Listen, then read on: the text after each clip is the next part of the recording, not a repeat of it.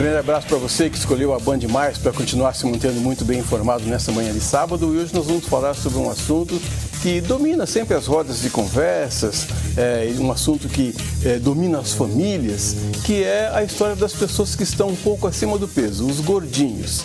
Para isso, a nossa convidada hoje é a doutora Carla Lopes, ela é endoscopista, mas ela também é especialista em endoscopia, colonoscopia, broncoscopia, endoscopia oncológica, nutrologia e gastroenterologia. Nós vamos falar muito sobre isso. Doutora Carla, com tanta especialidade, nós vamos ficar uns 3 dias aqui para conversar hoje, hein? Obrigado por ter vindo.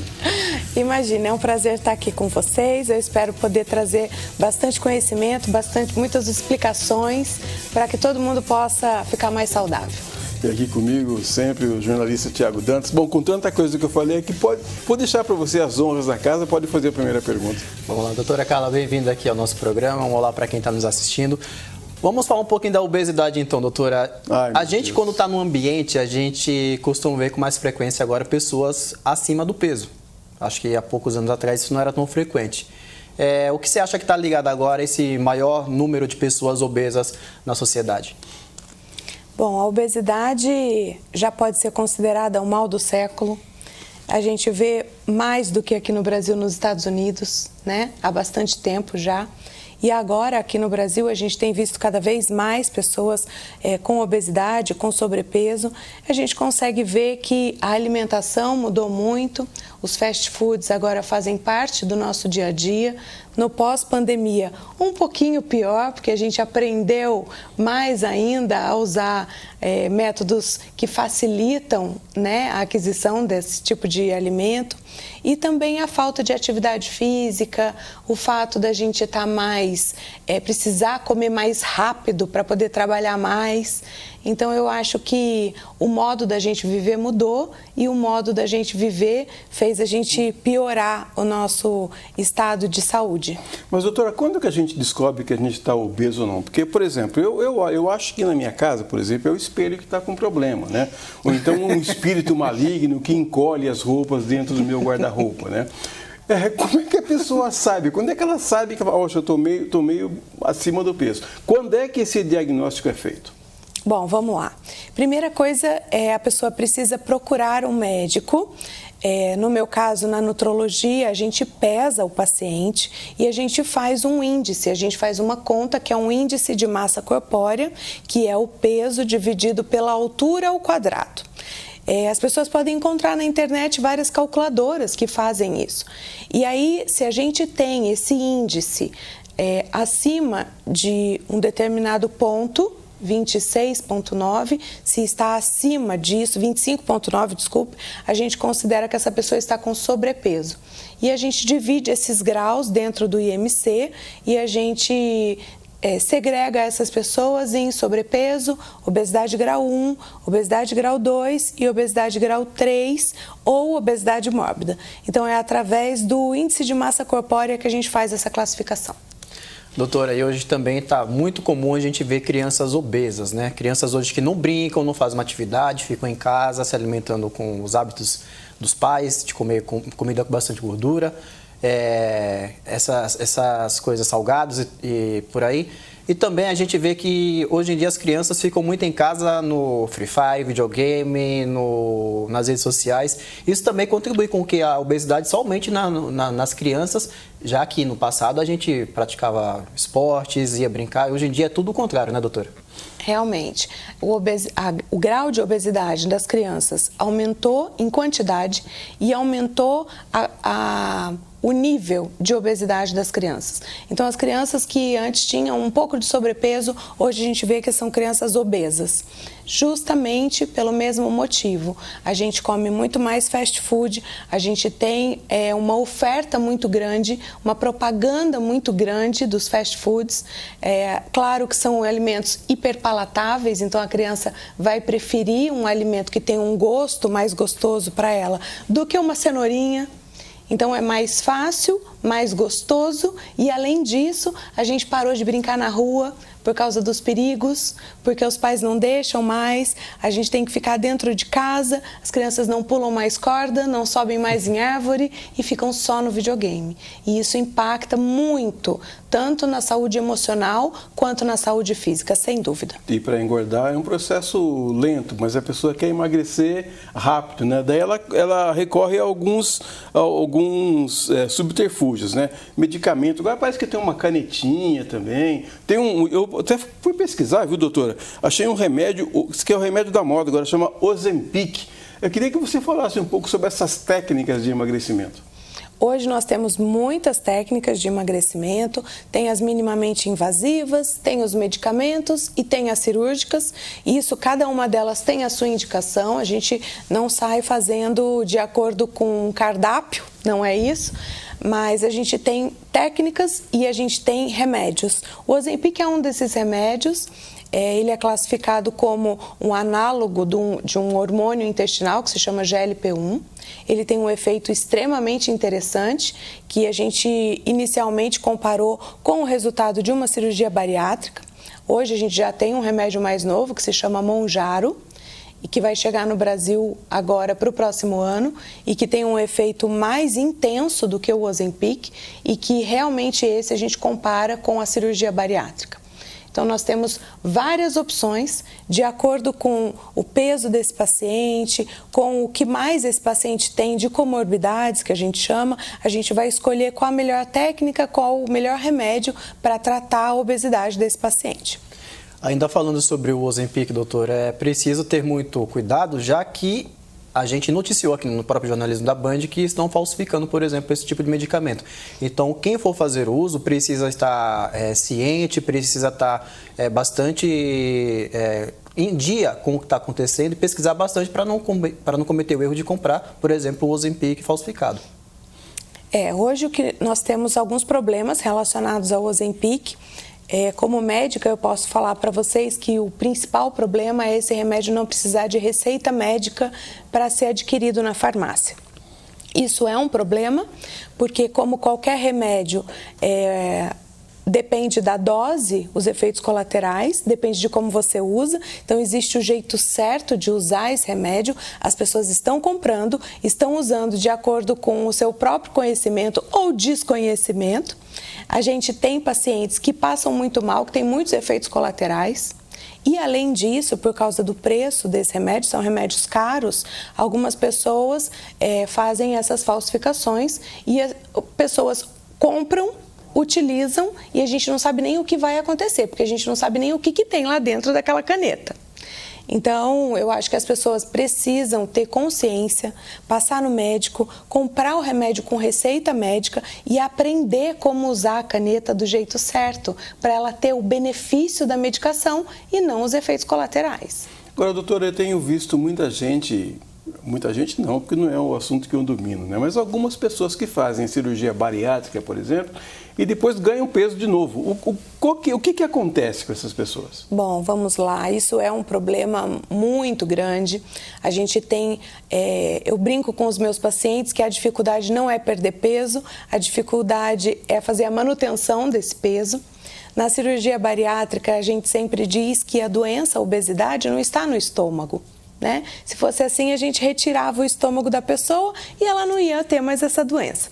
Então, o estômago, a cirurgia no estômago, a cirurgia no intestino, ela serve para a gente propiciar o emagrecimento dessa pessoa e melhorar o status de saúde.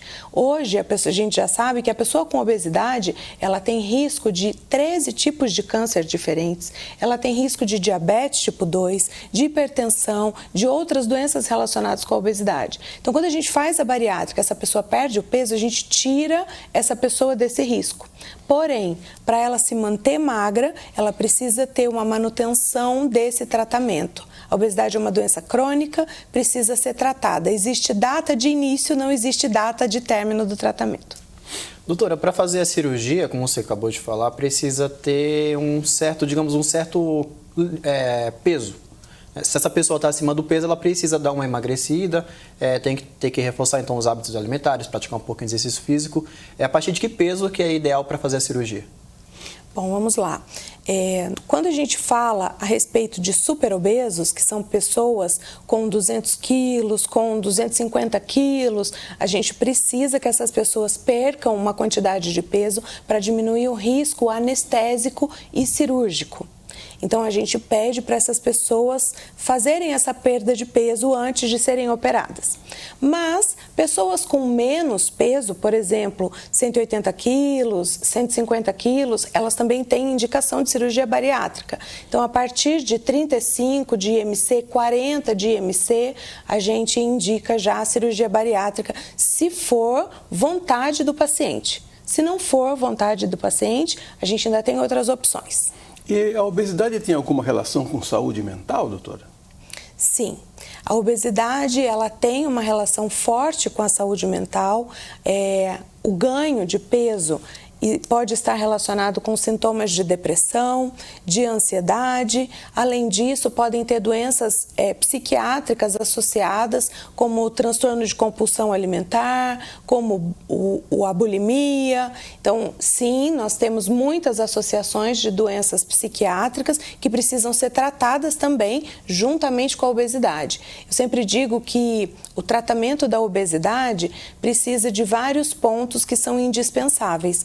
A dieta e a atividade física são elas, mas a saúde mental também. Então, o psicólogo está sempre junto com a gente fazendo esse tratamento. Perfeito. Pensei que ia pro break agora, dá mais você fazer uma pergunta? Dá, sempre então, dá. Então vamos lá. Doutor, as pessoas às vezes acabam se limitando a comer certos alimentos achando que vai acabar engordando. A gente pode falar aqui que pode comer sim todos os alimentos de acordo com a quantidade e a moderação que você vai fazer o consumo desses alimentos, né? Não precisa parar de comer, por exemplo, um hambúrguer, porque vai achar que aquilo ali vai te engordar, desde que coma de forma moderada e que não seja uma coisa frequente, né? Exatamente. Eu sou absolutamente contra as dietas que são extremamente restritivas. A gente sempre diz que restrição exagerada gera compulsão. Então, se eu falar para você nunca mais vai poder comer um chocolate, já ficou com vontade de comer chocolate. O cérebro da gente funciona assim. Então, a gente pode tudo com moderação. E às vezes as pessoas acham que estão comendo de uma maneira super saudável, alimentos que realmente são saudáveis, só que existe uma diferença entre alimento saudável e alimento com baixa caloria. Um alimento saudável não quer dizer que ele tem baixa caloria. Meu ponto fraco, eu confesso que é o sorvete. Mas eu consigo dar uma moderada. Você tem algum ponto fraco, Edson? Nenhum. Meu ponto fraco é chamar o intervalo. Agora nós estamos conversando com a doutora Carla Lopes, que é endoscopista. Depois do intervalo, mais algumas dicas para você aprender a comer direito e não engordar assim tanto. A gente volta já.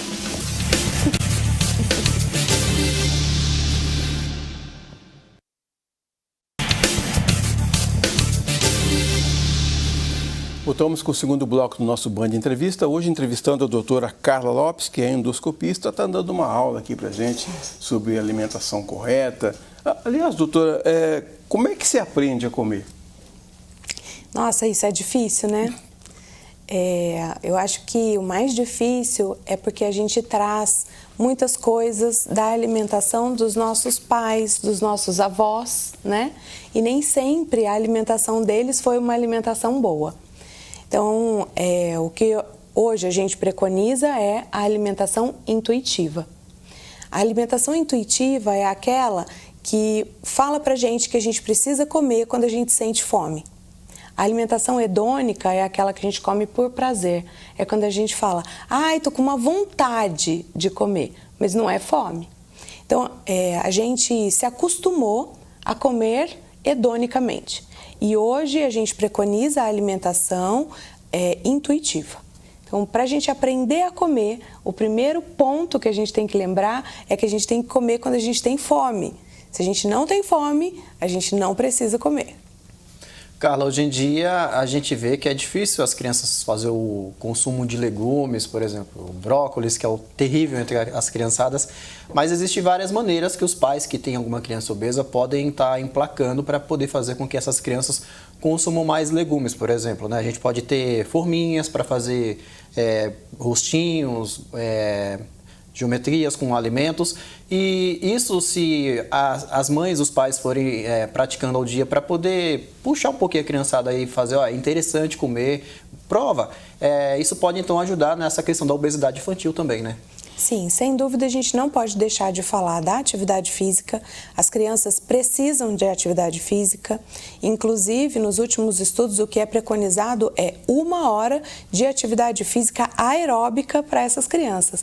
Então, é 1 hora andando de bicicleta, é 1 hora andando de skate, 1 hora diariamente, 7 dias por semana. Então, o preconizado é atividade física primeiro. Em relação à alimentação, eu acho que, e todo mundo concorda, que a gente precisa sempre dizer para as crianças que precisa experimentar. Elas não vão gostar de tudo. A gente também tem preferências, mas precisa experimentar. E, além disso, colocar a criança na cozinha para ajudar a preparar. Eu acho que a inclusão dessas crianças na cozinha, ajudando na preparação, sabendo o que significa o sal, o que significa o tempero, que gosto que tem cada coisa, faz com que elas se interessem mais por esse momento. Agora, doutora, de quanto em quanto tempo a gente tem que fazer aquela a endoscopia ou colonoscopia? Você já fez esse exame? Já, é ruim. O camarada dá uma anestesia, fica um soninho gostoso, não sabe o que está acontecendo. De quanto em quanto tempo é bom fazer esse exame, doutora? Olha, eu discordo ali do meu amigo que falou que é ruim. Eu falo que é ruim pela questão do jejum, viu? Logo eu que sou faminto. A endoscopia, ela é muito necessária e ajuda muito a gente a fazer vários diagnósticos. Quando a pessoa tem alguma doença, principalmente, a gente preconiza essa endoscopia de acordo com essas doenças. Então, se tem uma gastrite, se tem uma úlcera, dependendo do tratamento da bactéria H. pylori. Então, geralmente, a gente preconiza a realização da endoscopia de acordo com cada pessoa, a gente individualiza. Tá? A colonoscopia a gente preconiza para todo mundo a partir dos 40 anos para evitar o câncer coloretal, que tem sido cada vez mais prevalente, que, claro, tem a ver também com o nosso meio de vida, com a nossa alimentação, com alimentos que têm um potencial cancerígeno grande, com o histórico familiar dessas pessoas. Então, a gente preconiza de acordo com o histórico familiar, de acordo com o histórico pessoal, se essa pessoa já teve pólipos, se essa pessoa já teve alguma doença do intestino e também de acordo com a idade. Então, se a pessoa está a partir de 40 anos, ela precisa fazer a colonoscopia. Bom, hoje em dia muitas pessoas acabam colocando desculpa, pessoas que estão aí com sobrepeso, que não têm condições de ir na academia, de pagar um personal. Mas hoje em dia no YouTube, TikTok, quem faz uso das redes sociais, existe bastante meios de pessoas orientando a fazer um tipo de exercício físico. Para quem não quer fazer esse exercício físico orientado por alguém, basta uma caminhada também já ajuda, né, doutora Carla? Sim, o primeiro passo é iniciar. Sair da inércia é o mais difícil e é o que a gente precisa. Então, se você pode sair e caminhar, faça isso. Coloque uma roupa adequada, coloque o seu tênis e saia para caminhar. Ver vitrine não adianta, tá? Não conta. Então, a gente precisa sair para caminhar meia hora, 40 minutos, sempre buscando 1 hora, meia hora de ida, meia hora de volta. É o primeiro passo para a gente iniciar essa atividade física. Depois a gente progride para outras coisas, mas precisa iniciar. E nas cidades tem essas academias, né, ao ar livre. Então, tem toda a orientação, uma dica aí para quem quer fazer exercício físico, não tem o money, dá uma passada nessas academias ao ar livre, que é bacana, uma galera lá praticando exercício. Agora, doutora, homem ou mulher, quem é que engorda mais? Mulher parece que tem um pouco mais de cuidado com o corpo, né? Olha, eu vou falar para vocês que depende, porque tem várias coisas que podem estar envolvidas nesse ganho de peso. Tá? Hoje nós estamos quase que pareados, homens e mulheres, existe uma pequena diferença só, mas as mulheres sofrem mais de obesidade do que os homens, mas tem muitos fatores envolvidos nisso. Então a gestação pode ser um fator que pode fazer com que a mulher tenha maior ganho de peso e dificuldade para perda de peso, fatores genéticos, nós sabemos que as pessoas que têm pais com obesidade têm 50% mais chance de serem obesas também. Além disso, o que a gente está falando da alimentação, o costume que essas pessoas têm a respeito da alimentação dentro de casa, a falta de atividade física. Então, isso não é um fator só que faz essas pessoas ganharem peso, mas estão quase que pareados, homens e mulheres. Bom, você falou agora há pouco de alguns problemas de saúde ligados à obesidade, né? Problema com respiração, hipertensão. Quais mais riscos as pessoas que estão obesas podem estar correndo aí na saúde, doutora? Tá, bom, vamos lá. Quanto mais peso essas pessoas tiverem, quanto mais pesadas elas estiverem, maiores são os riscos, maior a quantidade de doenças que elas podem ter associadas à obesidade. Então, o diabetes tipo 2, a hipertensão, a apneia obstrutiva do sono são as 3 principais, mas além disso, ela pode desenvolver problemas hormonais, pode desenvolver ansiedade também, problemas com autoestima por causa do peso e, junto com isso, vários tipos de câncer. Então, essas pessoas que estão acima do peso correm um risco real de desenvolverem essas doenças ou de terem doenças súbitas, como morte súbita, infarto agudo do miocárdio e AVC, que é o acidente vascular cerebral. Agora, doutora, também tem o lado do bullying, né? A pessoa que está um pouco acima do peso, também, a gente estava falando agora há pouco de saúde mental, também tem esse aspecto. O cara fala, puxa vida, às vezes não quer ir para a escola, não quer ir para o trabalho, porque já fala, lá vem o gordinho. É complicado isso, né? É muito complicado. A gente precisa combater. Hoje a gente já sabe que a obesidade, diferente do que a gente achava tempos atrás, é porque essa pessoa não faz atividade física, é porque ela não tem força de vontade. A gente já sabe que isso não é assim, não funciona assim. A obesidade é uma doença. Então, se hoje a gente fala, não pode você tirar sarro ou fazer bullying com uma pessoa que tem síndrome de Down, é a mesma coisa, você não pode fazer bullying com uma pessoa que sofre de obesidade. Ninguém escolhe ser obeso, assim como ninguém escolhe ter diabetes. Então, o bullying hoje é um problema muito sério, as crianças sofrem muito, muitas não querem ir para a escola, muitas começam a ir mal na escola, ter dificuldade de aprendizado por conta disso. Então, a gente precisa respeitar essas pessoas, fazer acolhimento dessas pessoas, porque elas têm tratamento, elas podem ser tratadas e elas não precisam ter vergonha da doença que elas têm e elas precisam buscar ajuda. Doutora, você falou das crianças, era isso que eu ia te perguntar. E aí, quando acontece esses casos de bullying na escola com crianças, como que os pais podem trabalhar a mente dessa criança para que ela não fique, digamos, depressiva ou chateada a ponto de não querer mais ir para a escola? Bom, a primeira coisa é que os pais precisam entender que a obesidade infantil é uma doença. Então, não é para ficar em casa essa criança e continuar no videogame e comendo salsicha e batata frita e passando bullying na escola. Então, o primeiro ponto é os pais fazerem o acolhimento dessa criança, entenderem que isso é uma doença, levarem essa criança no médico, no nutrólogo, no pediatra, para poder fazer uma avaliação, ver se essa criança tem problemas hormonais, problemas genéticos, alterações de receptores, o que está acontecendo, para poder tratar de uma maneira certa e propiciar o emagrecimento dessa criança para que ela deixe de sofrer bullying e para que ela fique mais saudável também. Doutora, a gente já está caminhando para a fase final do nosso programa, mas tenho tempo de fazer mais uma pergunta ainda para você. Eu queria me referir agora às pessoas que têm uma certa dificuldade de assumir que ela é obesa. Porque uma coisa é você olhar para a pessoa e achar que ela é obesa, a outra coisa é ela assumir que ela é obesa. Então, em que momento, como é que essa pessoa pode ser ajudada?